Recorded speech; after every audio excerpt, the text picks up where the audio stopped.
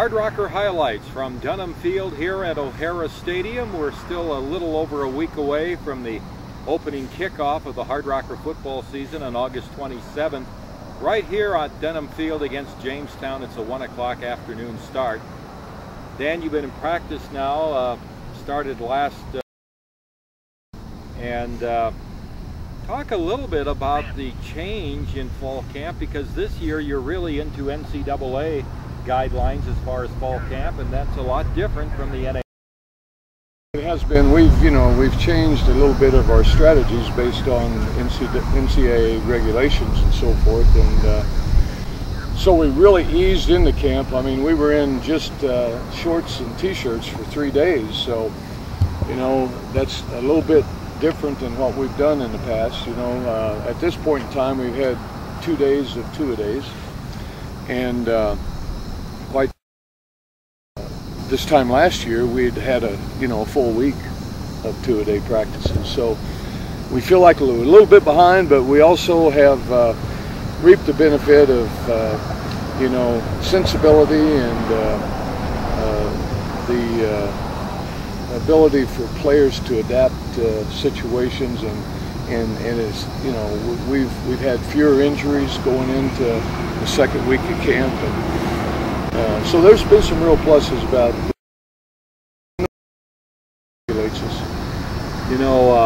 coaches go into fall camp and they're always anxious when that first day arrives and everybody reports to see who's been kind of doing that training program during the summer, and maybe who kind of slacked off a little bit. But what was your reaction when you saw your whole squad together?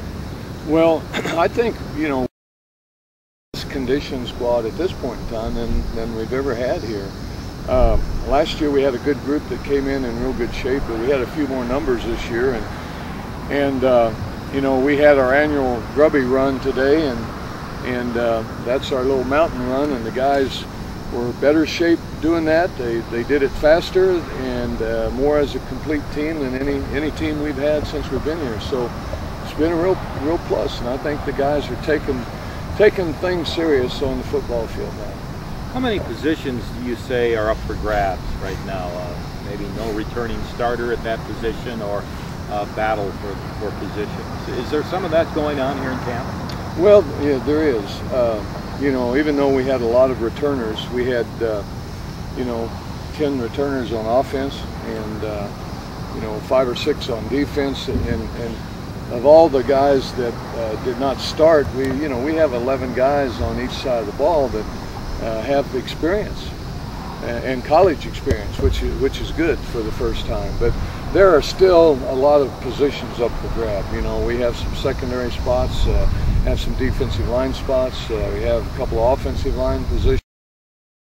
Running backs are being very competitive, and our quarterbacks are being very competitive. And at some point in time, probably first part of next week, we say, okay guys, let's get ready for the game. It's game week, and we make those decisions. But right now we're still letting them fight it out.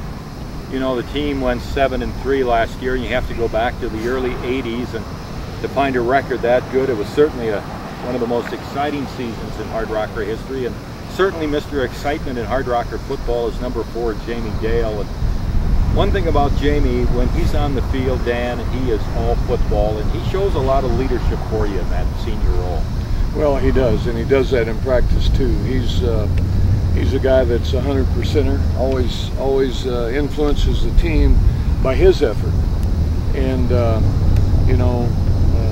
it's been good. And again, I can't believe this is his 4th year, but the guy, he's so durable, and he has gotten a little stronger, not a whole lot bigger, but he's gotten stronger and quicker, and he still makes plays on the practice field, and that's why he makes them on the game field.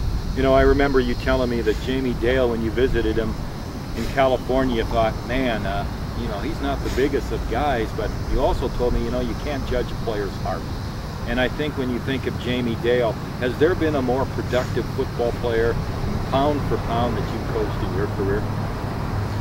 Well, probably not. I have one guy that I compare him with, and the guy's name's Andy Hill, and Andy played high school ball for me. and about the same size. Didn't want anything to do with any program except University of Missouri. So he walked on as a walk-on and ended up being a 3-year starter and got a tryout with the Chiefs, the NFL Chiefs. And so, you know, over 30 years, there's always somebody that you can latch onto and compare these guys to. But certainly, Jamie's attitude and contribution to the team was, you know, as much as anybody that we've had over the years. And like I said, Andy Hill was not only a successful football player, a successful person. Now he's a, you know, very successful coach. And you know, you get a guy like Jamie, and I also want to mention Lucas Mansell, because Lucas was a guy that he didn't have the offensive line that Jamie has in front of him now, and he took some punishment, but the same kind of mentality. And you know, we always refer back to Lucas when we talk about attitudes and guys that give 110%, because he was certainly one of them too. We'll next week preview the Jamestown College game, which kicks off the season here again on Saturday, August 27th, and we'll recap fall camp and have more of an insight of that first Hardrocker game next week. For Dan Kratzer, this is Tom Rudebusch. This is Hardrocker Highlights.